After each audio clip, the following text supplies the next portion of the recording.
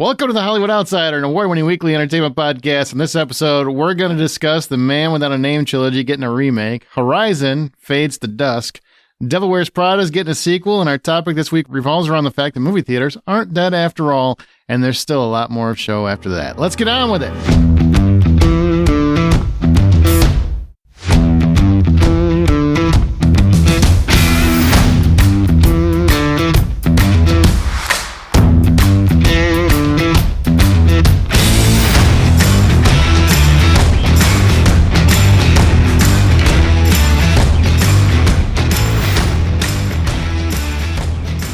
My name is Aaron Peterson. Joining me today are my fellow hosts, John Davenport. Hey, buddy. Troy Heinrichs.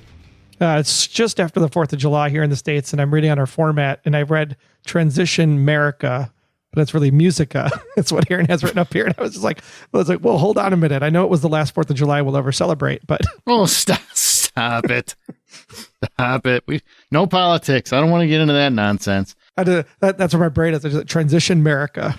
That's where I thought. Although I do love the competition. Yosemite Sam versus Elmer Fudd. That's what we got going on. For sure. Good luck, America. I hate that fucking rabbit. The rabbit is the problem. Hey, remember, you can always find more information at thehollywoodoutsiders.com. Join our Facebook group, The Hollywood Outsider, or on Twitter at BuyPopcorn. And what have you guys been up to since it is like a week after the 4th of July? Are you celebrating America still? No, weeping, because America has to be all kinds of like pervy people. They get HR departments involved and takes a completely cool concept for a TV show off of the air. It was heartbreaking that Horizon is not going to move forward. Oh, that's what you're talking about? The Horizon movie? The Horizon TV series at Netflix is dead in the water. He's talking about he's talking about the cool Horizon, not the not cool. There's two horizons that go into dusk. That metaphor works twice. I like it. Yeah. They're both into Horizon. Yes.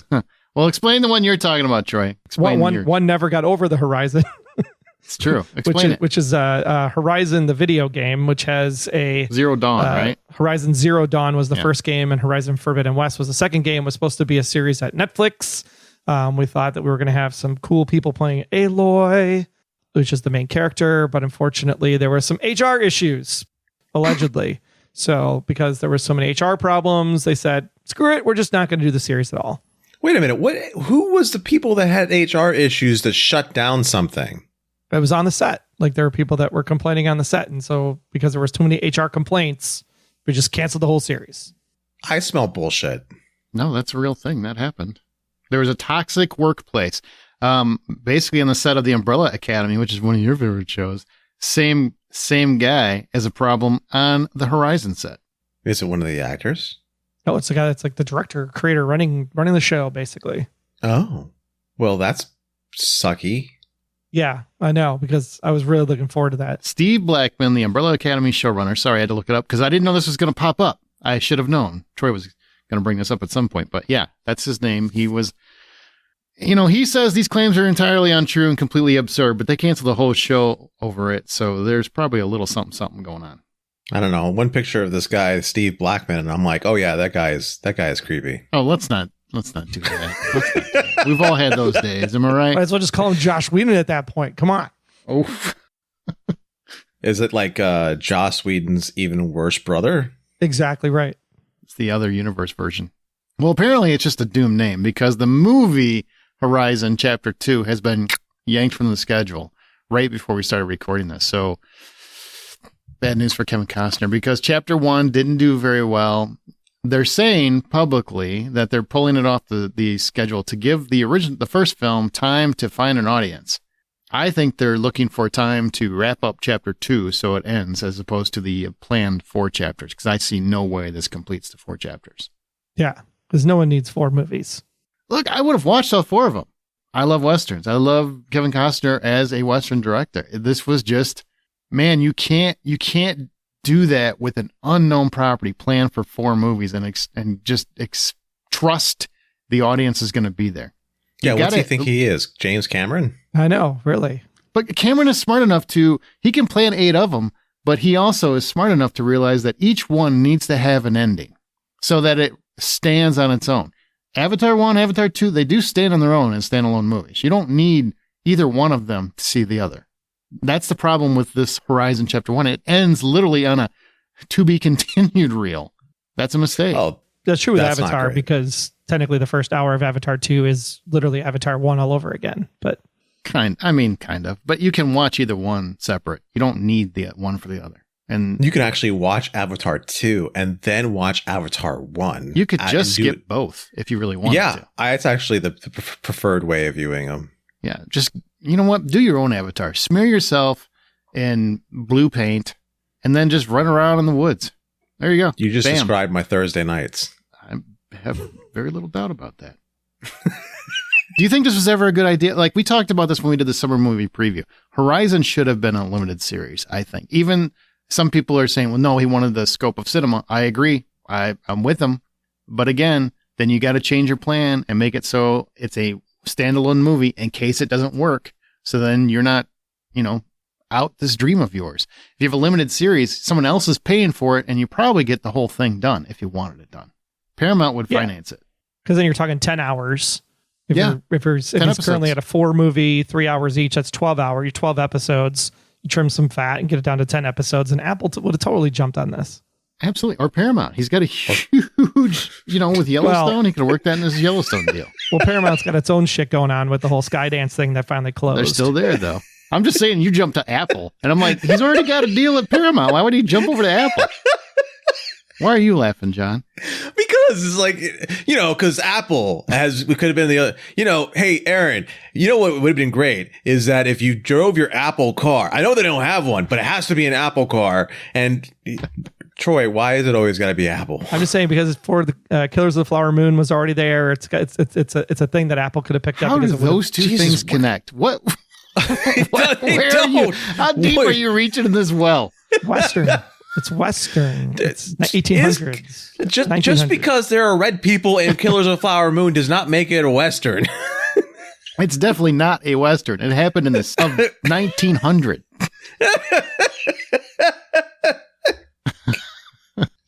It was in the 1900s. You know what? They really should have gone to Fox, because then they could have connected it with Firefly.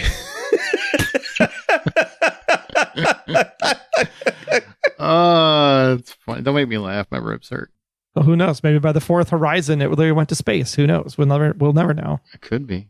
It could have been how they got to Firefly from the fourth Horizon movie. Oh, this time travel aspect. That movie would have sold better. I'll tell you that right now. God, time travel and cowboys sells like aliens and never mind. Yeah, exactly. Horizon could have been the prequel for the Postmen, because it's all tied together. And nobody saw that movie either. All right, exactly. So the Gladiator 2 trailer, did this win you over? I watched it. I know I'm supposed to be ecstatic about it. You've got Ridley Scott directing. Yay! He's directing a sequel to one of his most famous movies. It's coming out this year. It's coming out November 22nd, 2004. It's got Paul Mescal, Pedro Pascal, Denzel Washington, Connie Nielsen's returning. And after his home is conquered by the tyrannical emperors who now lead Rome, Lucius is forced to enter the Colosseum and must look to his past to find strength to return the glory of Rome to its people. And all I saw watching this trailer was what I was worried about. Beautiful scenery, epic action, little story I care about. What say you? Did we get story is the question. I did. Because as I'm watching this trailer, all I'm going is like, oh, hey, there's Denzel Washington. He looks like Denzel Washington. All I see is Denzel Washington doing Denzel Washington things. Fair. Denzel Washington is a great actor, but in the trailer, all I saw was Denzel Washington, not the character that he's playing. That's problem number one. And nobody having an accent. It's like seeing Sean Connery play a Russian, right? And somehow has a Scottish accent. The problem number two I had with the trailer was like, was that Pedro Pascal? Oh, but then I see Paul. But that was that Pedro Pascal, but I see Paul. And it's like these two guys look very similar. So as someone who's kind of just glancily watching a trailer on YouTube or what have you and not really paying attention, you'll be very confused as to which one was Pedro and which one was Paul. I don't think all his skulls look alike. Yeah. I'm just saying, like a casual watcher watching this trailer, you'd get confused as to which character is who. And like Pedro looks like he's with the governor, and then Pedro looks like he's in the arena, and then Pedro's with the governor again. With dirt and blood and grit. It's very confusing as to what is actually going on in this trailer to get me excited to say, I could see the beginning, middle, and end of a story that I want to go see. I think it's pretty. I wasn't necessarily the kind of person who ran to go see the first Gladiator because I thought I was going to go see a story. I went to go see the first Gladiator because I thought it was pretty, and so that's all I kind of need. And if Mr. Scott is going to do this, then I'm going to go ahead and say, beam me up. Ha! See what I did there, Troy? I made a connection to Star Trek for you. That was no. Just no. Which means it could go and show up on Paramount Plus. That's connected, right? Because To Paramount Star Plus, Trek. that's where all the Star Trek stuff is. That should all move to Apple too, honestly, if you really think about it. Like Star Trek belongs on Apple. Why not? Why not?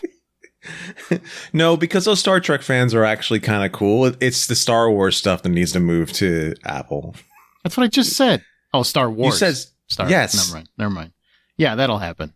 Apple's got Disney money. Well, I guess they do have Disney. They got more than Disney money. They got more than Disney money. Yeah. They could buy Disney. But yet they can't make your computer work on the first try. Sure can't. Sure cannot. All right, moving on from Gladiator, we got a Fistful of Dollars. A lot of stuff's happened since last time we were here. What has it been? 3 weeks since we got together? I don't know how to tell time anymore. Okay. Yeah, 3 since we were like in the present time, 2 because we did the 1984. There you go. 1994 capsule episode. I never know what year I'm in. It's just, it is And what you it did a is. solo thing last week or something. That was just for patrons, just on Patreon. That's all I did. I didn't do anything in the feed. Well, except for vote for us on the podcast awards. That's about Oh, shameless plug. it. There you go. Podcastawards.com. Go for it. All right. Well, Fistful of Dollars is getting a remake, which I don't like, but it's happening, which itself was a remake of Kurosawa's Yokimbo. And that's on the back of that failed Horizon Part 1 launch, which means they're going to replace Clint Eastwood. If you've never seen A Fistful of Dollars, which many people, I'm sure younger people have not, which is sad, go watch it. It's the spaghetti Western trilogy that is well renowned. Wandering gunfighter Joe arrives in the Mexican village of San Miguel in the midst of a power struggle among Sheriff John Baxter and 3 Rojo brothers. When a regiment of Mexican soldiers bearing gold is waylaid by the Rojo brothers, Joe is hired by Esteban to join the gang, but he plays one side against the other. It was the start of the spaghetti Western trilogy by Sergio Leone, known as the Dollars trilogy. Some people call it the Man with No Name trilogy, in reflection of Clint Eastwood. And those movies were A Fistful of Dollars, For a Few Dollars More, and The Good, the Bad, and the Ugly. They're only talking about remaking the first movie, A Fistful of Dollars, which is the storyline I just told you. But replacing Clint Eastwood and Sergio Leone, I don't know. Especially after Horizon. I don't know if this is a good idea. I don't know if Horizon's necessarily anything to measure a stick by because Westerns haven't really been successful in theaters as of the last few years. No, they haven't. But I think we're on a verge of having a renaissance with a couple of different genres of movies, right?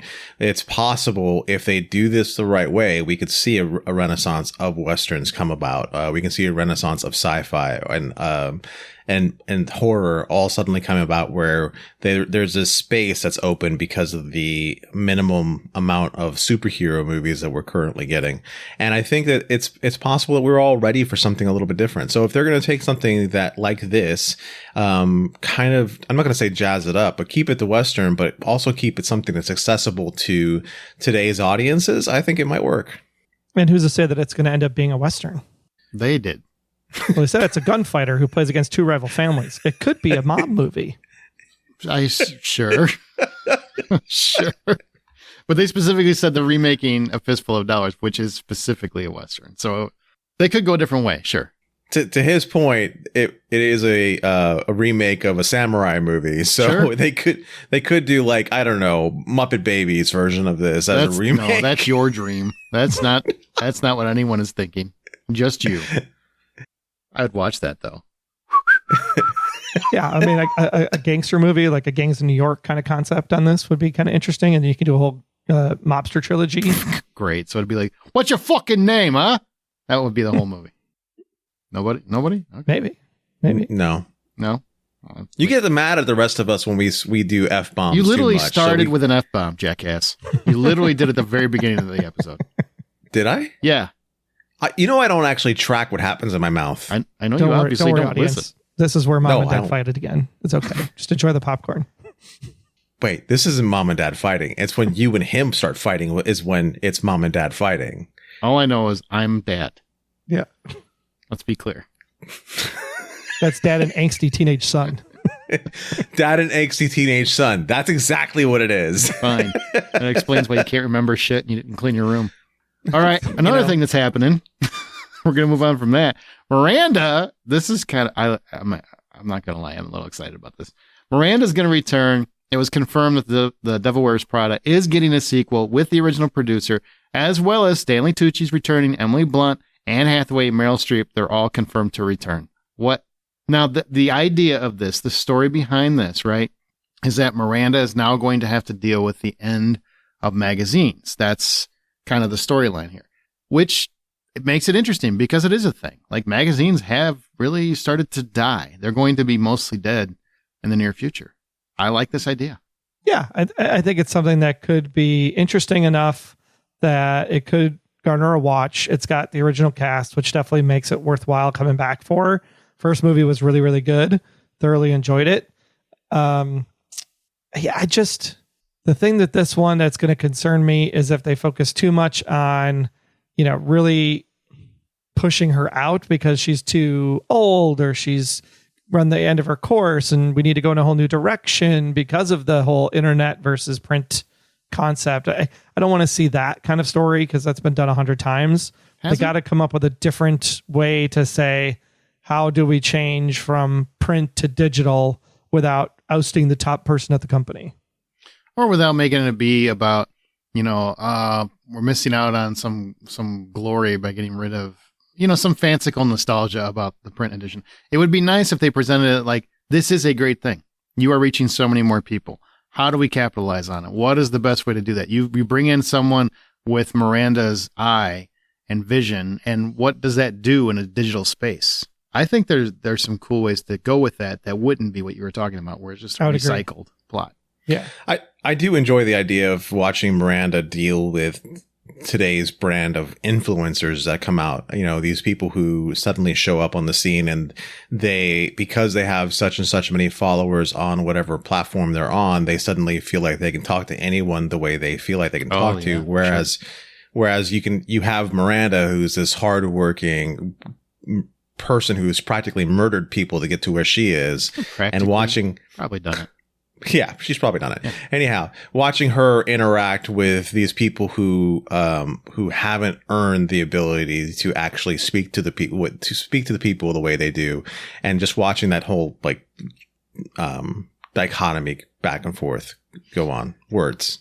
Yeah, words are important, John. What I find most interesting is I normally do not like legacy sequels of any kind because I can't remember the last one that. Well, I guess I do. I can. We're going to talk about one in a second that got lucky. Yeah, I was going to be like, where are you going with this? But a lot of them don't work, right? A lot of them do not work. Zoolander 2. Ghostbusters! Yeah, that one too. Anchorman 2. There's a bunch of them that just did not. Dumb and Dumber 2. Spell T-O. Get it? There's a lot of those, and there is the risk of that. But just from, I think, was it the Oscars where they reunited recently? It was just beautiful seeing all three of them, the ladies, all three of them back together, because they're all three still very relevant, very popular, and they still have hella charm across the board. I just want to see them together. I don't really care what the project is. Maybe that's where I'm leaning. So I can't wait to see that. Sequels are the way to go because Shrek 5 is officially in development, everybody. Are you really excited about that? Hell no. Do we need a fourth one? No. I can't wait to see what that donkey's done to that dragon. Oh, God.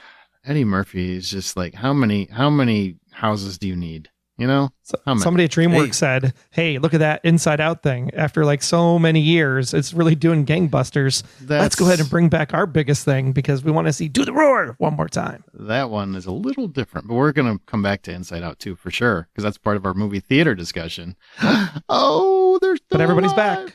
Yeah. Myers, Murphy, Diaz, they're all there. But Diaz, they're rolling her out of retirement? She came out of retirement. She came out of retirement last year. Work with Jamie Foxx. And a movie that isn't out yet, but that's the one where Jamie Foxx, remember, he got ill and... Oh, right. Kind of... Chuck 5 is going to have a lot of layers. That's all we know. Is it? Like what? You're just laughing It's to gonna- yourself. He's literally just giggling in his chair. Yeah. He's so proud of himself. It's going to be totally Shrek and what's her face? I can't remember her character's Fiona. name. Fiona. They hatched a hatchling, and it's their life with the hatchling, you know. But we can't get an Austin Powers return. Yeah, you know, I would pay money to see that. I would probably 5 years ago. I think it's probably passed. Yeah. That time has passed. You don't want to see old fat Mike Myers wearing a wig? We'll just de-age him No. like Tom Hanks. It's No, fine. baby, no. No. Hey, you know, we've been gone a few weeks, so let's discuss anything new you've been watching that's come out. I want to mention Presumed Innocent on Apple. Holy shit, did the check clear, Troy? Did it? Yeah. I don't know. Did it? I think so, because I think all three of us are watching Presumed Innocent. Yeah, we all are. I initially didn't want to watch. I actually just rewatched the movie for Presenting Hitchcock. We just did an episode on that one. And so I had literally just watched the movie and I was on vacation and I'm like, all right, let me check this show out. I read the book when it came out. I saw the movie. I knew the ending. So I'm like, what are you going to do different? That's going to need 8 freaking episodes, right? Because I just saw the movie and they did that pretty well in 2 hours. Plus you had Raul Julia, who crushes at all times when he was on. Yeah. They are taking many things in different directions. It is about a district attorney who is essentially arrested for the murder of an associate that he was having an affair with, that he was very obsessed with. And it kind of goes from there. And then it's a matter of who could it be? Now, if you read the book and you saw the original movie, you think you know who it could be.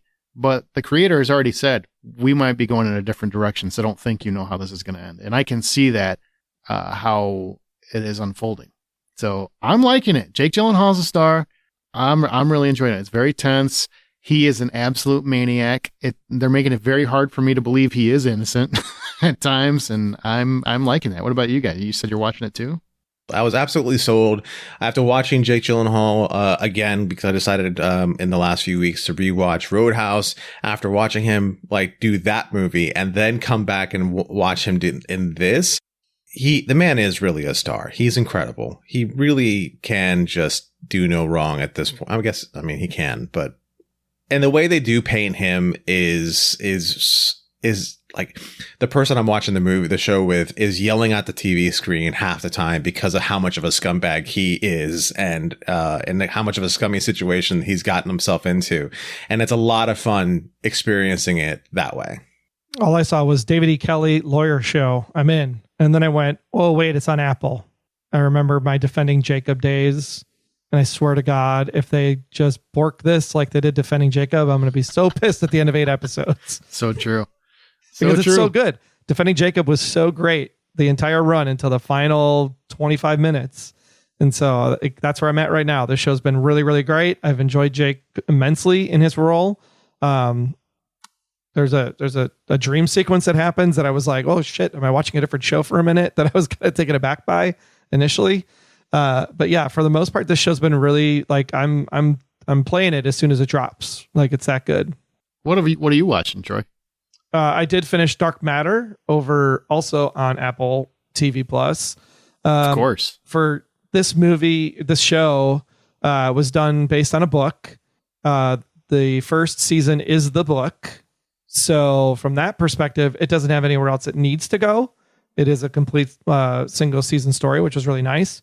What they did do, though, is at the end of the last episode, they did leave open some storylines that maybe you go, oh, if they ever came back to this, they could follow this character for another season, or they could follow that character for another season.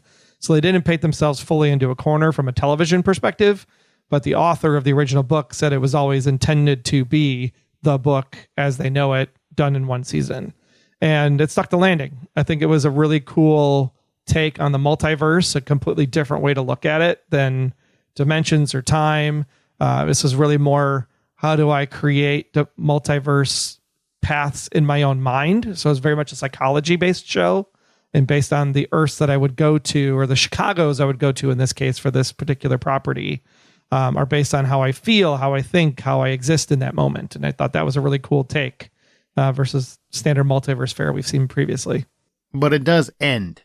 It does end. I don't There's an need end- to come back. Because you know I don't It like doesn't clones nor twins or I multiples. love that. Yeah, the way Every it show ends- with Aaron these days, that first season, does the season end? What do you mean? Like, can I just I'm not watch doing the one first cliffhangers season? anymore, man. I'm not doing it. Not unless you give me a guaranteed renewal. I'm not doing It's it. like that with every show now. My time matters. My time matters. the scientific logic of what happens in the final moment works to end the show. Okay. You do not need any more. You could, but you do not need any more. Okay. All right. I'm in. I might check that one out. I have to check was out good. The Americans first, though. That's like next on my bucket Like the list. Americans from FX. Yeah. I still haven't watched There's it. like 20 seasons of that show. That is Can you handle a long slog, my friend. It's like six seasons, right? Yeah, but the Americans was a great show. The problem with the Americans is it suffered from here's 44 minutes of really slow, drawn out content, and then holy shit, did that just happen? And then you watch the next one and you go, oh, 44 minutes of this again. Holy shit, did that just happen? I like slow burns, though, if it's well done. It's I keep good. hearing I that mean, it's well done. yeah, I would say for 4 seasons, it was really well done. And then it was kind of like, okay, we're at the point now where someone needs to like just end this. So the 5th and 6th season are kind of hard to get through, in my opinion. Okay. But it's good. And it finishes on a good spot. I would have liked a little bit more in one particular moment, but it's good. It's a good series. John, what have you been watching? Oh, I'm getting all into. Actually, there's a couple of things I watched. That we haven't I already did. talked about, I should say. Oh, and I also watched, I've been watching Acolyte.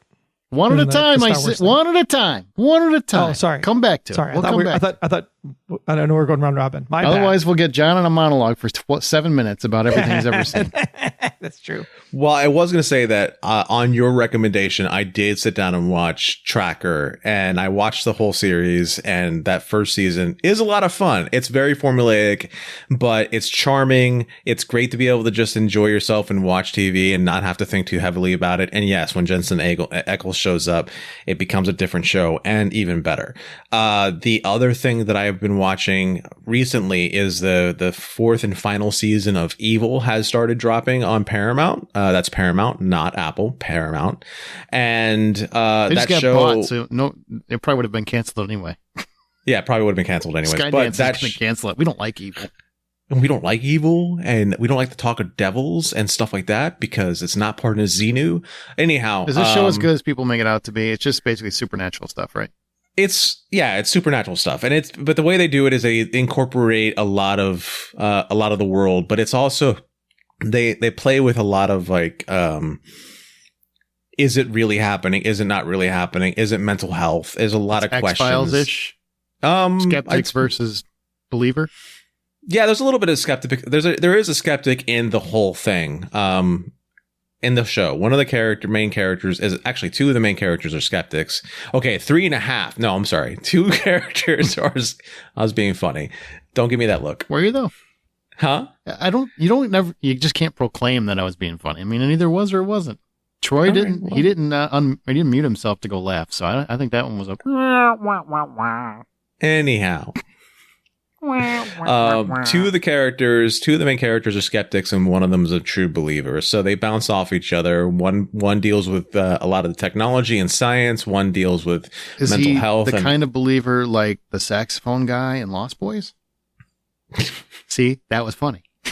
I wish that would be an amazing show. Just some guy busting through the wall doing the saxophone thing. He's like the Kool-Aid guy. It's John but Hamm with a saxophone. Anyhow, it's season 4. It's starting to be. It's started off being a great season already. I'm having a lot of fun. Aaron, what about you? What do you got? But this is the show that was originally on CBS back in the day, wasn't it? Mhm. On CBS. Yep, but it moved to Paramount Plus, where they could be. Yeah, they wanted to be able to naughty. say things like shit and fuck on it, so they moved it. Well, to because Paramount it was Plus. a bold choice to put this on CBS to begin with, because it's not typical CBS flair when it first aired, if I remember right. Because it was the one reason I was interested in watching it, and then CBS. So How many pieces of flair did they have for religious iconography? I'm counting. Hold on. That's not a real question. Well, wait a minute. CBS, didn't they own the CW? Yeah, they did. It was on CBS. That and SEAL Team moved to Paramount Plus. Yeah. Right. Because I was going to say the reason why. Never mind. It's over with. It is. What I've been watching, I have seen Beverly Hills Cop, Axel F 3 times now.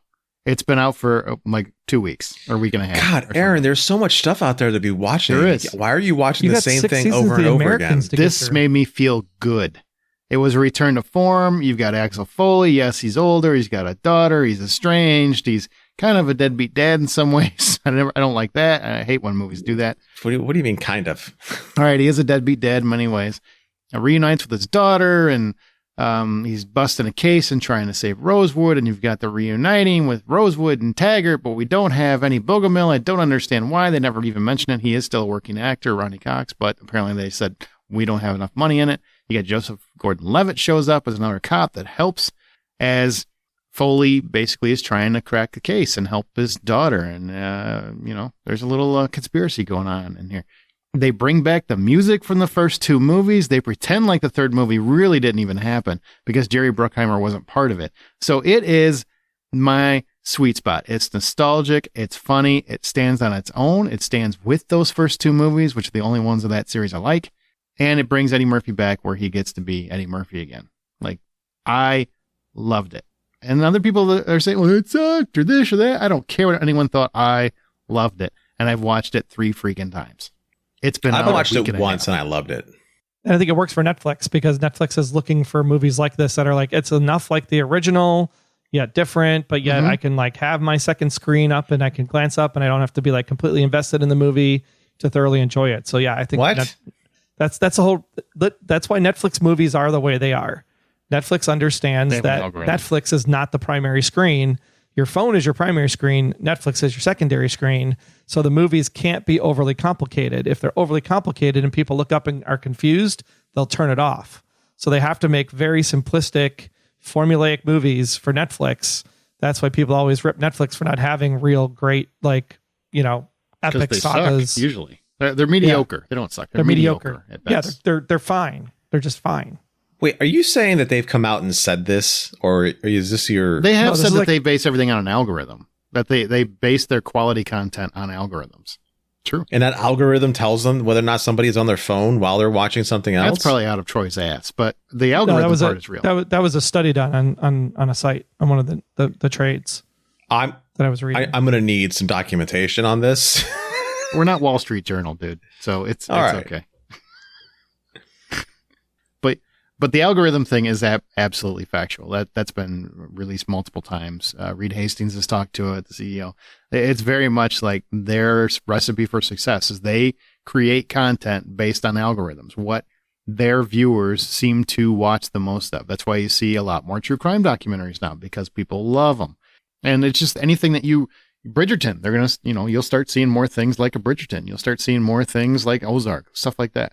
That's just how they work. Nostalgia is big in their algorithm. That's why they think Cobra Kai.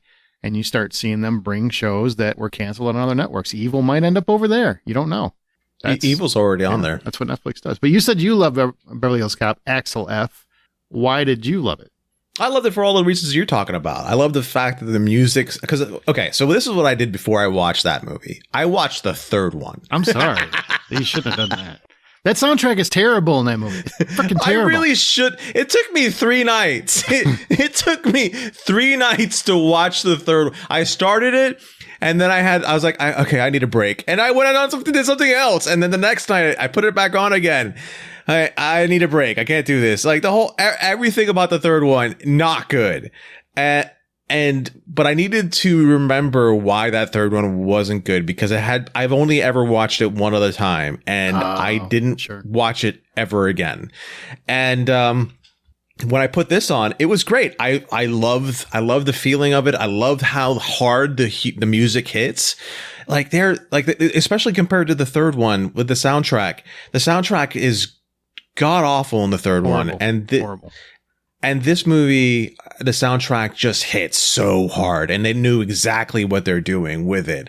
And they put it at all the right moments. And, they let Eddie Murphy kind of do his thing. And then there's the whole nostalgia aspect. And then Joseph Gordon-Levitt was the perfect add-on to this, even with Axel's daughter. She was pretty great. But the relationship that Eddie and Joseph Gordon-Levitt built, or the chemistry the two of them had on screen, was enjoyable, and it was a good substitute for the fact that you can't have Taggart or Billy doing all the physical stuff because, well, they're not capable. Yeah, they're too old. And you can see, I mean, you don't see Eddie Murphy doing a whole lot of action stuff either. If he's shooting, he's behind a pole somewhere. If somebody's jumping down some stairs, you only see him from the back. Like Eddie's gone on record as, I'm too old for that shit. He's officially in the Murtaugh phase, but it doesn't mean that action doesn't happen. There's still a lot of action, a lot of things are happening, and you do have the younger cop that can take up some of that slack, which was a lot of fun. The helicopter bit was the best. Oh man, there's a lot of fun. There was a lot of fun, and it felt very much like a Beverly Hills Cop movie, like the first two. And I know it mattered a lot that Jerry Bruckheimer was involved again, because his lack of involvement made no sense for the third one. It showed.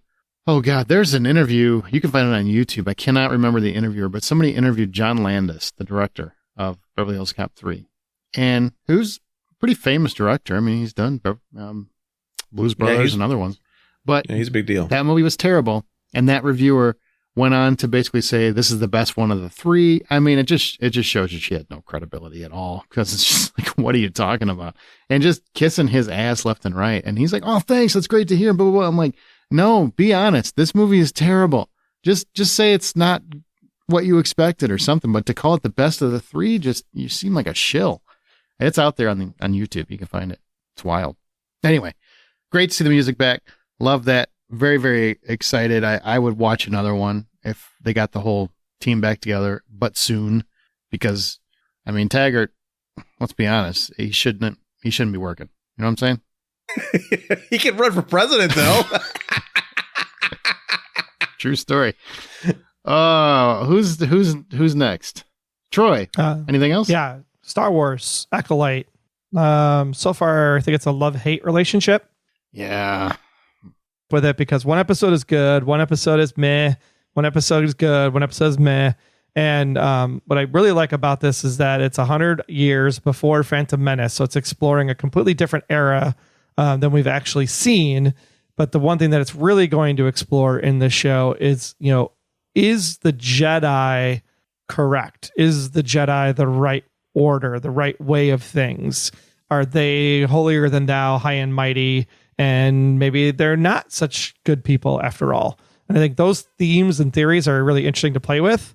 And because it doesn't have anybody that you would recognize or understand or know, it's all non-Skywalker. So Aaron will absolutely love it because of that. At the same time, it's one of these like 6 to 8 episode type dealies where some episodes hit and some episodes don't. So it has a little bit of a continuity flow for me right now. I think it would be better watched if you watch it when it's all completely out versus week to week. But I'm enjoying it enough. I just watched an episode that had like some of the most badass lightsaber fights and deaths that I've seen in Star Wars for a long time. The deaths, especially the deaths, they did not hold back on the deaths. But it was just a really cool sequence. And I was just like, did that just happen on Disney? Holy shit. Yeah, that was a cool fight. But I will say it is very much like the Star Trek movies, right? Like, one's very good. The next one is terrible. Like you said, one's very good. The next one's very terrible. I am so conflicted on that show. I really dug the first one. And then I watched the second one. I'm like, this is hot garbage. And then I watched the next one. I'm like, all right, now I'm back in. Oh, now I'm out again. Now I'm back. Like, it's not consistent. That's the word I'm looking for. Episode 3 has a really great backstory on episode 3 that you're just like, wow, I am now invested in this show. The kids were terrible actors. I'm sorry. They were just not good. Yes. But I mean, the concepts are really good in episode 3. And then in episode 4, they basically go on a walkabout in a jungle where nothing happens for 30 minutes. Yeah, that was rough. Like episode 4 could just be ripped out of the series completely. That's what I'm saying. It's just not consistent. It's just not consistent. And I'm not one of those crazy review bombers. I'm just telling you, I'm being very factual. I want to love the show. I love Amanda Stenberg. I love her as an actress. I think she's a really interesting up and comer. She's gonna blow up at some point and just be like a huge star. I just, for whatever reason, and this show is giving her opportunities to shine, right? And it's just, I just don't feel like the show is consistent enough to really grasp whatever it's trying to do. And that's what I miss, because there is, like Troy's talking about, there's some greatness in there. Like that, just that lightsaber battle alone should make you watch that. Just, we're not even ruining anything for it. We haven't said what it is or what happens, but it's just a fantastic, I think it's episode 5. 5. Yeah. Night. So you got something great to look forward to. We're not going to tell you anything that happens or whatever, but there's just some amazing things in there. And there's also some really poor choices. So it's so inconsistent. And I don't get why it has to be like that. That's something that I find a lot with a lot of Disney shows is that they don't seem to plan things out as well as the other shows that do this shorter episode format. I find that most of the Disney shows that I've watched have that problem where each episode, like it's that filler episode and you don't know why they're throwing a filler episode in when they only have 6 or 7 or 8 episodes to work with. What's the point of this? Like that's what kind of I find a lot when it comes to Disney. It's the problem. It was the problem with Obi-Wan. Oh, it originally was supposed to be a movie. They tried to stretch it into a TV show because they have the streaming service. Disney makes movies, and that's exactly what they're doing with Acolyte. Acolyte should have been a freaking feature film and take out 2 or 3 of these episodes. It would have been a great 3-hour movie or 2.5-hour movie if you just cut some of the fat. And I think that's the problem, is that they're trying to push stuff onto Disney Plus because they don't have anything other than the back catalog. So there's nothing new coming out. So they're pushing these properties to make something new for streaming when they should just focusing on making good content and then put it wherever if it's 10 hours, great, put it on the streaming service. If it's 2 hours, great, put it in the theater. I would so much rather go to a theater and see a Star Wars movie. I just would. That's what I want. And why we've had such a drought for so many years without one is inexcusable on Kathleen Kennedy's part, honestly. Inexcusable. They've had so many starts and stops in that wheelhouse that makes no sense to me. Get your shit together. Yeah. Anything else? That's right, Kathleen Kennedy. I know you're listening to this. Anything else, John, you want to mention before we move on? Speaking of Netflix and movies that you can watch while you're doing something else, I did watch Trigger Warning with Jessica Alba. Yeah, you took some time for that one, huh? Yeah, okay. I did. For Jessica, not for the movie. I mean, she wasn't my favorite Jessica during the period of that time in which there was like 3 Jessicas you can choose from. She's not my favorite, but she's pretty close to my favorite. But a weird conversation. It sounds creepier the longer it goes. I'm just letting you know. Anyhow, it's a fun movie. Would be put on a list at this point. That's all I'm saying. John's already on that list, though. He could just go all balls to the wall at this point. I literally can't. Poor phrasing. It's a fun movie. It doesn't make a sense from time to time, but it's good for one of those from movies time that to time. Want to none of that movie makes sense. She what is she? She's, I don't know, a freaking CIA operative or some random shit. And she comes home because her father was murdered. She thinks he was murdered. They don't know that. It seems like an accident or a suicide or whatever it was. And she's trying to uncover this plot. Fine. Seems like it's a great Steven Seagal setup. No problem. I have no problem with that ridiculous setup. It gets dumber and dumber. And and I didn't dislike it. I watched it on a plane. I made it through the whole movie. So I liked it enough. Mm-hmm. Once you get to what the reason for all this is, it is the dumbest plot setup I've seen in forever. Because I'm like, nobody figured this out. Nobody. You're kidding me. I won't ruin it for you because, by God, if you want to experience this on Netflix for yourself, go for it, or go to Wikipedia or whatever. But it is mind blowing, and the end of the movie is mind blowing too because I'm like, so did everybody just fucking leave? Because why are they able to do this? Oh, I can't even speak to it. But if you saw the movie, you should know exactly what I'm talking about. Yeah. He's not wrong about any of those things. The iguana, I don't even know what the purpose of the iguana was, but hey, you know what? Troy did say the words that Netflix makes movies so that you can watch your phone while you're watching TV. This is a good one for that. Sure. We're not convinced he knows what he's talking about, but it does fit that predicament. It does fit that. You can have your laptop on. You can be doing a job search. You could be in the middle of writing a paper and you can have this on and it'll be fantastic. Yep. And she's still got it. I mean, she's always been good with choreography and whatnot. So yeah, she still has it. And the guy from the Night Agent is on it and in it too. And he's fun. He's fine, I think is the word I would use, but sure. Okay. I just had a hard time with the plot device. I would be on board and then it would be, wait, what?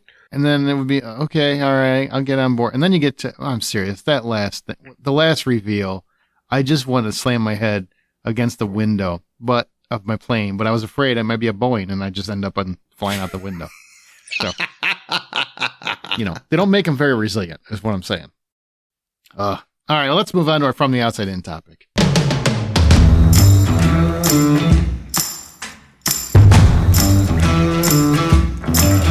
No, movie theaters aren't dead. We're going to talk about how movie theaters definitely aren't dead, why they're not dead, and why I wish you would just stop referring to them as dead, because it's just frustrating for me. Not just because I'm a cinema lover, but because it's not accurate and it drives me nuts and I'm tired of arguing with people. So let's talk about your experiences first. When you go to the movies now, what's it like for you? And all of us, speak your own true experiences. Like everybody's just right in their own way. I mean, this is your experience. Doesn't have to be like what everybody goes through. Your experience. What's it like?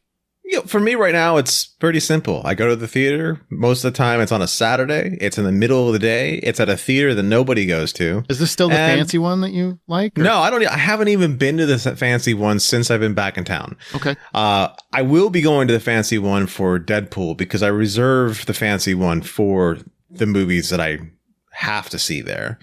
But I go, you and I went to the theater that I go to the most when you were recently here in town visiting, and it's a quiet little theater.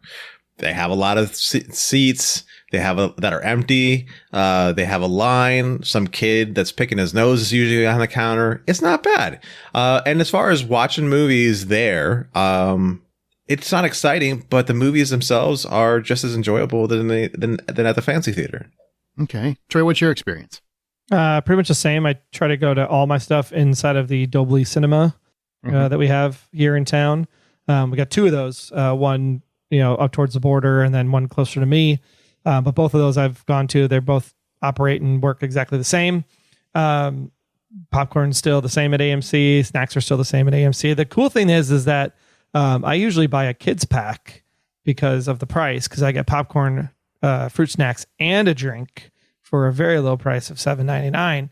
And they just started allowing bottled water to be part of that rather than having to force you to take a fountain drink. So I thought that was a really nice uptick because I don't usually drink pop.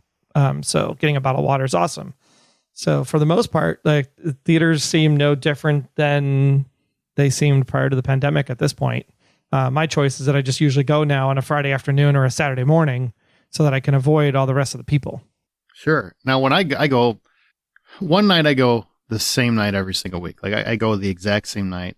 I love going on Thursdays, which are kind of like the new midnight, since we don't do midnight showings anymore. So Thursday night, 7:00 or whatever, they have the showing for the new movies. That's when you go to see it. That's when I like to go. Devoted fans are there. It's usually the diehards for whatever it is. And that's my favorite time to go. Go to normal theater that we'll always go to, have a great time. Usually semi-crowded, not really busy because it's a Thursday. If I do go on a weekend, I mean, it's just like it's always been. It might be busier for different movies. Sometimes it's packed. I saw Inside Out 2, and it was absolutely packed on a Saturday. I saw a couple other things, and they were pretty packed. So it really just depends on the movie, obviously. But the experience is not much different. There's a little less people this year than there was last year, but I think a lot of that has to do with some stuff we're going to talk about, like the lack of really exciting content this year because of the strikes last year. Makes a big difference. But overall, experience hasn't really changed that much. I don't get, now maybe it could be a factor of my theater, but I do go to other theaters. I hardly ever get people on their phones or talking or anything else in my theaters. I usually don't have. Do you guys have that experience? I see some people saying, that's why I don't go. It always happens to me. It never happens to me. Now, maybe it's because I go on Thursday and they're more exciting, but even when I go on the weekends, I usually don't have that problem unless it's a kid's movie. And when I always say, if it's a kid's movie, you should know that going in. If it's a family movie, you're going to get kids talking. That's just the way it goes. And if you don't like it, don't go see a kid's movie. I don't know what to tell you. But do you guys have that problem? No, I mean, I know we have a specific friend, listener out there on the East Coast that he complains all the time about being interrupted by people's phones or talking or whatever, and the lack of 3D. But the thing that I've realized the only time I've really been, I think, disrupted in the theater was Ghostbusters Afterlife, where the kids, like right in the climax of the whole, like, oh my gosh, I'm going to start tearing up at this moment. It just, threw a candy wrapper, and I thought it was a spider that crawled down my shirt. But for the most part, like, That's funny. I don't see, I'm not looking for it either. And I think the theaters that I'm sitting in is designed a certain way that I can't see, once you hit the recliner a little bit, like you can't see down a row, right? Because you're positioned your body in a way that your eyesight is always looking at least at the bottom of the movie screen. Mm-hmm. So I think that also helps. But yeah, I don't have that same, there's not really a lot of like disruption or whatnot, but I also go at, 11:30 in the morning on a Saturday. So you're not going to run into that at those time frames either. So if it's a problem, just go to a different time. Yeah, it's been pretty hit or miss for me where whether or not there's some weirdness going on in the theater. And sometimes the person that I've gone to the theater with is the cause of some of the weirdness. That hasn't happened so much, but because they happen to listen to the show, and right now he's saying this to his phone as I'm saying this, that I have besmirched his name. No, he besmirched his own name by leading himself into the abyss. Right. Evil. All I know is he's that we're evil. 50 cents richer because you guys used that word twice. Anyhow, it's not something that I notice as much. But again, I'm going on a Saturday afternoon, usually early afternoon, usually not during the prime times. And it's usually a quieter crowd when I'm going to the theater. So I haven't been to the theater since it's in the times in which it's usually packed. And the theater that I go to is a bit of a trek to get to as far as for most people. It's not the one that most people run to. So it's not ever that busy. Yeah, and I don't want to throw shade on anybody that has that problem that seems to, deal with that regularly, like Troy just did to the East Coast. But I mean, if you have it, I do think there's psychology to it, right? If it happens to you all the time, you're probably looking for it, or you're focused on it, or I mean, just find a different theater. I don't know, but I mean, it could be a lack of options. Who knows? I just, for whatever reason, I just don't have that problem. And I go to movies all over the country when I'm traveling and stuff, and I just never have the issue. But I also I'm pretty good at tuning things out and just like not caring. And if it is a family movie, I expect it. And it doesn't bother me because I expect it. So maybe that makes a difference. I don't know. Or maybe it's where you sit. Sometimes that can be a factor too. So what is different? What's the same? Like now seeing a movie versus pre-COVID? Troy? The only thing really different, three things that are different. Nicole Kidman is different. Oh, they actually had Kingdom of the Planet of the Apes in the Nicole Kidman ad the last time I saw it, and I was like, well, that's like really progressively updated. That's amazing. The AMC opening sequence is different, and also the Dolby Cinema experience has been changed, so that's completely different as well. Otherwise, everything else is exactly the same. The bathrooms actually might be a little bit cleaner. No. Probably depends where you go. Probably depends where you go. Yeah, you're going when they just open. So, of course, the bathrooms are way cleaner then. Right. All it's been there, grandmas. They have their bathroom on them. And grandpas. I wasn't, I specifying. Sorry, John, I didn't mean to lose you with that Depends commercial. But I really don't notice much that's different. I don't think that I'm seeing as many people in the theater that I used to see. It used to be a thing when I go to the theater. There used to be a line, and there'd be theater. All that used to be there. I don't see them as being as heavily impacted as they used to be. And I don't know if that's because of the way they do their ticketing systems now. Some theaters do the ticketing at the counter as opposed to at the front, where you have to stop at two different places, one to get your ticket and then one to get your highly priced snacks. Sometimes you can actually go right to the snacks and get your ticket at the same time. I don't know if there's a lot of that's making the difference, but I'm not on one hand, I don't notice there's that much of a difference besides the fact that I don't feel like we're in a place where we are seeing the same sort of crowds. I mean, I do think that's true, but I also think this year in particular, again, because we have a great lack of content that is exciting people, you're not going to see crowds. And the thing is like it was always expected to be that way. the theater owners have been talking about it since early last year, that if we have these strikes, it's going to impact audiences, and we're not going to have the content to bring people in 2024, and you're going to have to basically call it a write-off year, which is not a write-off year because some movies have really, really popped. And summer is actually, I'm going to talk about it in a minute, but it's already catching up to where it would be anyway. So I don't know. I mean, I do think you probably have too many theaters still out there. So you're spreading content thin. Maybe they keep them, I don't know. They put them on digital way too early. The windows are too short anymore.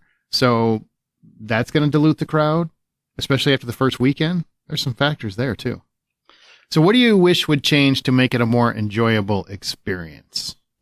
I've talked about this a few times, I think, but I still say that the movie theater should be more of a old school, to paint a picture of it when, in Orphan Annie, the movie, when Daddy Warbucks takes her to go to see a movie, it becomes an event. Mm-hmm. It becomes this whole thing where they're dressed up for it. They're ready to sit down and see this whole presentation of a movie in front of them. And it's an event. And now it doesn't necessarily need to be something where you have to get dressed up for it or anything, but it should be an event for the kind of money that we're dropping on this sort of experience on 2 hours of our lives. It should be something where we are, catered to in a much different way. We're catered to in a way that is more B or A level treatment, as opposed to just having some kid with a peach fuzz mustache, yelling at us for being in the wrong seats or something. It should be something that's a lot more of an event. What catered to you? I mean, no offense, but ticket prices are relatively the same. So you're $10-11 on average ticket. That hasn't changed in many years. No, $10 and $11 ticket price. That's right. But when it comes to the ticket price, then you're getting your snacks. The snacks are getting expensive.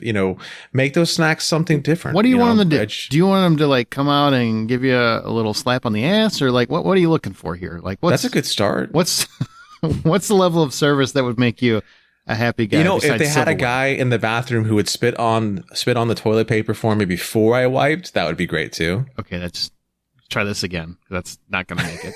Try again.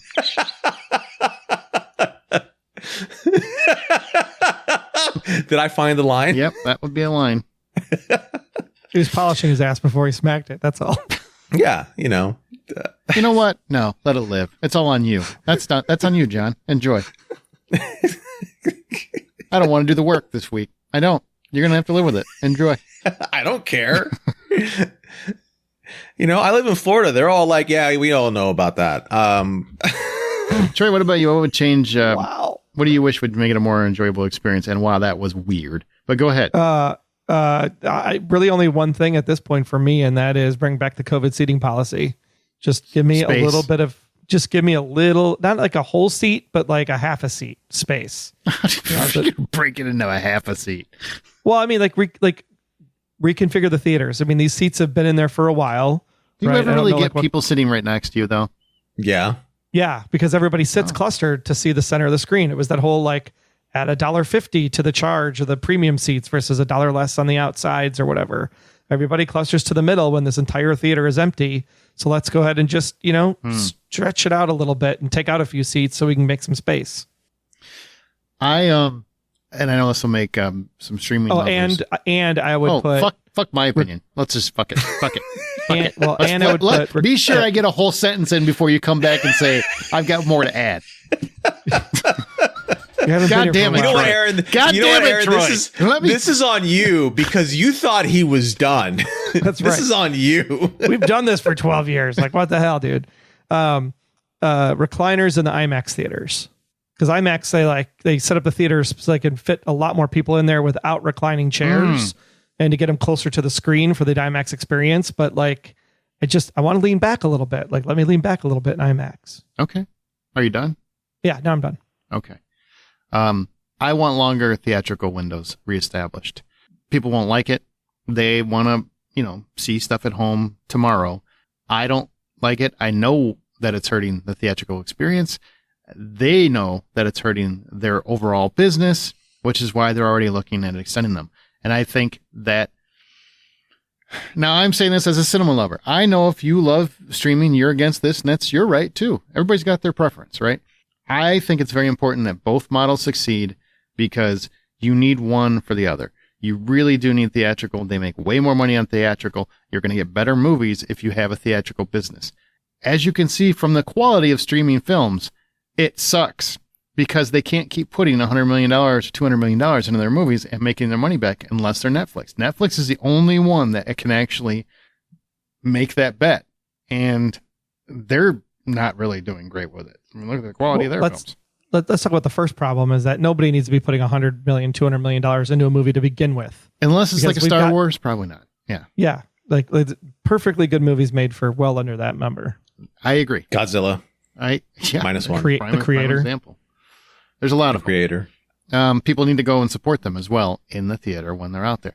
But longer theatrical windows for anybody, I've talked about it before, but anybody that doesn't understand, it's the time from when a movie hits theaters to the time it's available on digital. Currently, there are sometimes digital, it's 2 weeks. Well, does it digital to own or digital to stream? Starts at two digital different numbers. Starts digital to own / stream. You can rent it or buy it. Then it goes to whatever streaming service if it's owned by one of them. Either way, from the window from going to the from opening the theater to digital needs to be 30 days. That's it. 2 weeks is too short because if people know they can get it in a week, like Fall Guy is a factor of that. The actual word of mouth was working very well on the Fall Guy. People were still going to see it, and then it dropped 2 weeks after it released because it had a bad opening weekend, despite word of mouth connecting. So it would have done better if they had just waited, but they kind of got nervous and they jumped the gun and threw it on online. I'm shocked you said 30 days. I would have gone 45. No, 30 is fine. I think it's a compromise. I think there should be a compromise. That 30 is a good number to go to where you can rent it. And, for $20 or whatever at home, and then you go another month or so, and then it can go on streaming if you want to. And then anybody that wants to watch it on their streaming service, 2 months. You can't wait 2 months. I don't know what to tell you. But to me, that's more than fair. And it keeps both businesses viable. Keeps both of them. Everybody's got plenty of content. Nobody has to see it this second if you don't really want to. So that's one. And it's still shorter than the original 90-day window. Sure. Yeah. 2 is the previews have to come down. I love trailers. 20 minutes is too long. People are sick of it. People are basically not even showing up now until 20 minutes into the movie. And then, now you got people interrupting the actual movie because you have so many goddamn trailers. It just shouldn't be that long. Or if you're going to do that, advertise the starting time of when here's the time we're going to begin the trailers. Here's the actual start time for the film. Advertise the accurate time. I know they say, well, expect 20 to 25 minutes, but it's never the same time frame. So that time changes. Some movies I've been to, it's been 15 minutes. So you can't bank on 20 because you might miss it. And that's not fair to anybody that's, wanting to see it. And we also 3, Nicole Kidman has to go. She has to go, not from the world. She can stay and remain a wonderful actress. But man, nobody enjoys seeing her anymore in AMC. Nobody. I don't need an ad to get me to go to the theater where I already have an monthly subscription. Never did. Yeah. We're already here. We don't need an ad for this. No, it's got to go. Then there's like the roller coaster that you got to go on that, is advertising Coke and all the candy and all that other stuff. There's whatever other thing that's like that's useless. Like if you're going to do it, it's just jump right into the trailers. Yeah. And don't put the AMC candy Coke roller coaster thing at the end of the trailers. Put it as the first thing because then I'll get up and I'll go get something because I got 20 minutes. Sure. Yeah, that's a better place to have it. I never really thought about that. That's an excellent. Well, they do have one at the beginning, I think. But small, short, but the really good one that is like full of dancing and car chases and everything else. That is right before the movie starts. What, you want me to leave now? Finally, the movie's gonna frickin' start. Oh wait, never mind. Nicole Kidman showed up. I don't need the film commercial from the film students drinking Coke in the movies. Like, I don't need that anymore. That has to, actually, you can keep the previews. Just get rid of Nicole Kidman, the roller coaster, and the film students. We're good. I do like when the specific movies have like an entry where they give some little introduction and tell you to turn your phone off and stuff like that before. I like that. I do find that's fun. Where you get Ryan Reynolds and Hugh Jackman or whoever it is, just introducing, saying, all right, turn your phones off. Don't be a dickhead. I love those. Yeah, I can't imagine why that's on his mind. Can you, Troy? Yeah.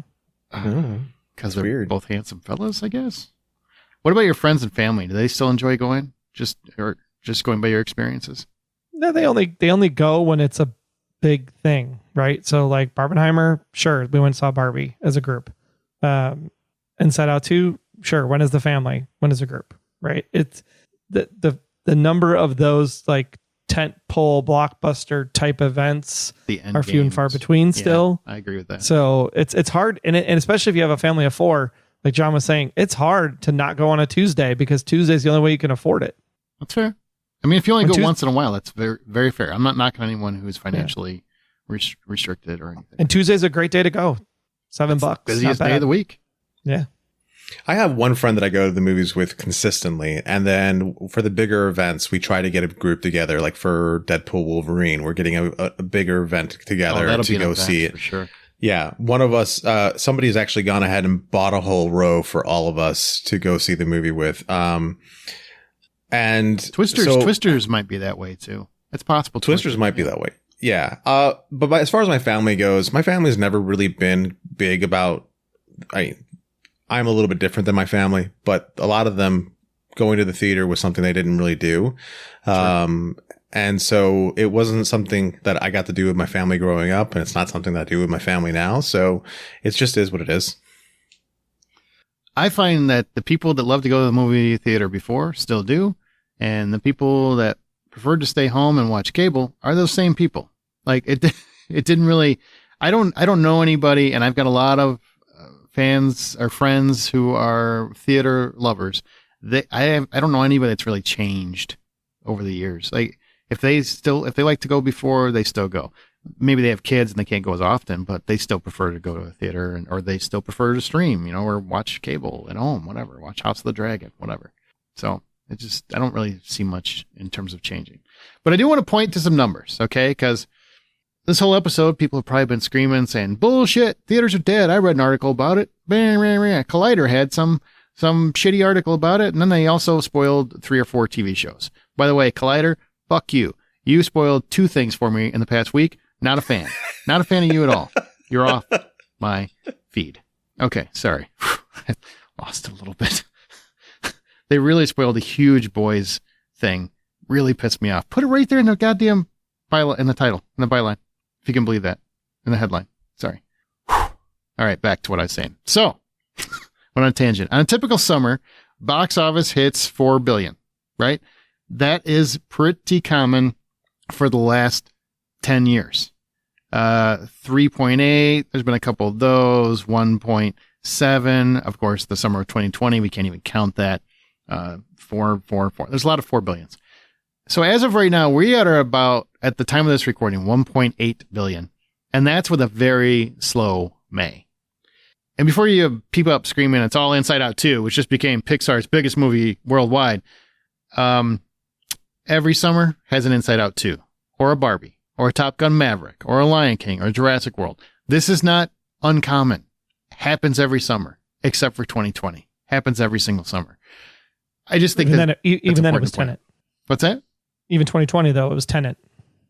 Yeah, but I mean yes, there was one, but not like the Barbie level, right? It didn't make $500 million. But there's always one that does that kind of mega business. Before, if you think Barbenheimer was this massive anomaly, it really wasn't. It really wasn't. And also Oppenheimer wasn't nearly as massive as Barbie. It was really more Barbie and then Oppenheimer. Oppenheimer did really well, but it wasn't Barbie. Anyway, so I'm just saying that we're already at almost half of what that 4 billion would be. You still have July left. You've got 2 really big movies coming and a couple things in August. And if there would have been more of that content created last year, you would have a couple more movies to fill those slots and get people excited. May would have been a much more exciting time if Captain America would have still been on the schedule as it was originally intended, but they pulled that off. So there's a lot of factors that go into that. So stop believing the hype. It's not accurate. I'm giving you numbers. These are facts. This is very consistent from the last 10 years. Now, if you go year by year, yes, it's down. It's down because of what I've already talked about, but not, oh my God, it's over down. It's just like, oh, it's down. Like everything else is down. Like literally everything else that you hear about on TV. last year was actually recovering quite nicely. We were pretty close to returning back to the previous years. It was actually almost $9 billion in 2023. And the last full year was 2019, and that was $11 billion. So that recovery was going forward, and it went 2021 was 4.4 billion, 2022 7.3 billion, 2023 8.9 billion, and we're currently at 3.8 billion. And again, a lot of that is because of content, because the strikes happened last year, and for 6 months movies weren't getting made. And what do you know? This year it's been a bit dry on the content. That brings less people out to the movie theaters. So I'm just letting you know that the theater owners talked about this all year last year. The Theater Owners Association had many meetings about it. They talked about 2024 was going to be quite a struggle, especially for the first 3 quarters, because there's a lot less content. That's what the numbers and the details say. Not all these stupid clickbait articles that want you, because they live on fear. They want you to click on it. They want people that want the theaters dead to just scream, yay, they're dead. And they want people that love the theaters to be, no, don't kill them. They just want people to click on their shit. That's literally all it is. It drives me mad. That leads me to this. So I feel like ever since COVID happened, there's a small subsect of people who keep hoping for movie theaters, their demise, right? So they never have to leave the house to see the newest and bestest movies at home. But again, it's a resilient model. It survived VHS. It survived DVD, cable, now streaming. This year's first half, again, struggled from a lack of exciting content due to those strikes. But it wasn't a surprise. So why is it you think why can't people who love streaming just be happy for people who still love going to the cinema? Can either of you really explain this to me? Because Marca. Is it really as simple as that? Like, yeah, people just love to shit on other people's love. Yeah, people do not want to be human anymore. People want to be me, I, my opinion. And I have to be loud, and I have to put it out there and be first and be best and be right. So you got to be Apple. I was about to say something about how that it can't be that simple, but now I'm thinking about it. Maybe it is that simple. Well, obviously facts don't matter much because I just went over all the facts and like the numbers don't. Well, facts don't matter much when it comes to anything out there. For any fandom or anything that you prefer, facts no longer matter. It just depends on what the article that they can pull up that has the subject line in which they can show in somebody's face and what they're trying to say. Whereas if they read the body, they would understand that no, that's not what's really happening. They just gave us a subject line that does something else. I think this goes back to a lot of different things that we talked about recently. We did that episode about negativity and why are we so amped up, or why are we so apt to listen to negativity as opposed to positivity, which if you like a conversation about that, that's a really great episode to listen to. I'll link it to the show notes for sure. Yeah, I think it has a lot more to do with just how we're wired these days to be just overly more negative. We have nothing but shout boxes in which and this isn't just an America problem. This is a world problem. We have all these shout boxes in which we can sit there and just run into a room, shout whatever we want, and then leave. And then the problem is that there's too many people who are doing all the same thing. And there's a small subsect of people who's gathering all this information. And then they're saying, well, look what these people who are constantly repeating themselves, but if you count them each separately, it's a whole lot of people when it's really a small subset of people who just decide to shout and leave. I think I have a full thought in there. I think so. I think it was pretty accurate. Well, it's the same people on different accounts and different services. Just, it's not even like a large group of people. It's like the same people that have now hacked the internet to become this like shout box, but it's really not a lot of people. It's the same people on different accounts. And then so the problem, or they're bots. Yeah, or that's they're the bots. other thing. And then, you can trick the bot AI into. comes in, and the AI gobbles that all up, and then the AI regurgitates it. And it's the problem with technology is that you still need human curation, and we don't have human curation currently. Because people want to fight. People want to defend what they love. Like regardless of facts, it's what I think that matters. Right? That's where we're at. Right. So does. Then there's no real way to do human curation with the amount of stuff that there is out there. It's a drop in the bucket when it comes to what human curation can do versus how quickly it's coming out. Which basically comes down to make your own decisions for yourself. use critical thinking and make your own choice. Don't just be a puppet. I think people do, right? I think most people I know are normal, so maybe it is just all bots. Because when I talk to people, they're mostly pretty. I mean, don't get me wrong. There are people that just don't want to go to the theater; it's too expensive for them, or for whatever reason that their particular theaters they have bad experiences and they don't want to have to go through that. Me, I say I'm far more distracted at home. I want to go to a movie theater where I can just disappear. Can't do that at home. I'm sorry, but if you have your phone out, you're not paying attention to the movie. You're not paying attention to the show, whatever it is. That's how I see it. That's how I, take in entertainment. Everybody else has their own way. So whatever works for you. I don't give a shit. I just want to go enjoy it the way I want. I really don't think movies are that expensive because even if like Aaron and I probably a bad example because we have the AMC membership, right? It's not a bad example. More people should get it. Yeah, $24 a month. Whether I go to the movie or not, the total number of movies over the course of the year that I will see will equate to being less per ticket than buying the ticket straight up. I come out ahead unless I go on a Tuesday. Right. Sure. Which I would never do because I'm already paying $24 a month, so I got to go at least to 2 full price movies. And it includes 3D and it includes Dolby and it includes IMAX. So you can see what the movie's supposed to look like in the best possible format just by giving up, 3 drinks at Starbucks a month. Because you're doing 3 drinks at Starbucks a month or some premium coffee service. That part is always funny to me. People always complain, whatever it is, right? Whatever they're complaining about the cost of one thing, but they'll go to Starbucks and spend $5 or $6 on a coffee. 5 days a week. Yeah. Priorities. Times 4. Sure. Like I would give up coffee or whatever else to go to the movie. Like I would just have a really shitty lunch so I could go to the movie once a week. 'Cause that's what I love to do. I get it. But don't say that something's wrong just because you don't want to do that. It's just, or it's too expensive. No, you could probably figure it out. You just have to give up something else. And if you don't want to, that's fine. It's your right. It's all good.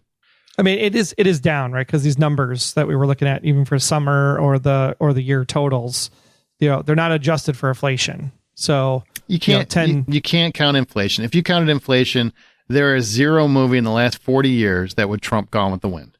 So you just can't do it because you also the competition. I'm sorry, I'm not trying to get loud, but I've had this. I've studied this one very, very deeply, very deeply. There is 0 compare. You cannot compare it fairly and accurately. Each time period is different. Each time period has a different set of factors and a different set of environments. So it just does not work. Sure. But 10 billion 10 years ago is different than 10 billion now. Well, of course it is. Yeah. But you also have 10 billion more options now than you had. I'm sorry, when Gone with the Wind came out, there was that and going to a fucking dance. That's about it. There were like 2 things to do in town. Maybe you get a gallon of milk somewhere. That was about it. Do a vaudeville show or go to the movies. Finally, yeah. Go to the diner and see Marty McFly. That's like, those are your options. I'm not talking about like inflated adjusting like the 1930s. Sure. I'm just in the last 10 years, right? 2014 to 2018, like those numbers were big numbers, right? 11 billion, almost $12 billion in 2018.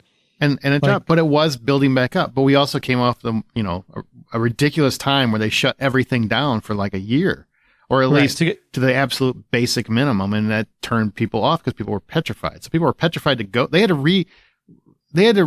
People had to reinvest in even going outside, let alone a movie theater. Yeah. So I think what you have to do is you have to look at the percentage change over those periods of time, and you're still saying that we're the last year we were up 20%, 21% over the previous year, 64% the year before. Yeah, it was growing again. So that linear graph, I mean, it is going to plateau at some point in time. Like 2017, was down 3% compared to 2016. It was up 2%. That's probably where we plateaued, was in 2017. And then 2019 took a dip again after 2018's rebound. So it's all based on content. Content has to be there for people to want to go. And hopefully Q4 of this year will save 2024 when we have #moaned on Thanksgiving weekend. I thought it was Gladiator and Wicked. Isn't it Gladiator and Wicked? No, Gladiator's the week before. I thought they changed the same date. I could be wrong. Maybe they've updated since I last saw it, but I think, hang on. Yep, they're on the same day now. So it's Wikiator or something like that. Wikiator. Glick. So we have Wicked, Gladiator, and Moana the same day? No, I don't know if Moana is still that day. Or Moana is still Thanksgiving and Wicked moved up a weekend. Glad he moaned. But there's movies coming out. That's what I'm saying. There's stuff to be excited about. That's what it's all about. And there are theaters that are investing in more movies. There are even more positive plans going forward. Sony bought the Alamo Drafthouse, so they see a future there. We'll see what happens with that. Regal is investing $250 million in the overall experience at Regal Theaters, which is the number 2 chain in America. And AMC Theaters is upgrading its digital projectors to laser projectors by 2026. Movie theaters aren't going anywhere. They're not dead. They're here to stay. That's it for the show. Thanks, everybody, for listening. And remember, the next time you head to a theater or stream comfortably on your couch, if you choose, buy popcorn.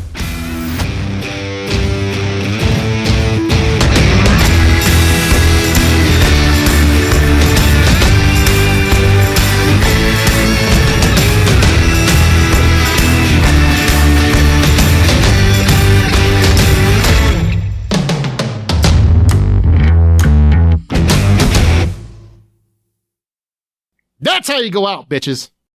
So angry. Go fuck yourself, John. I'm gonna go fuck myself again.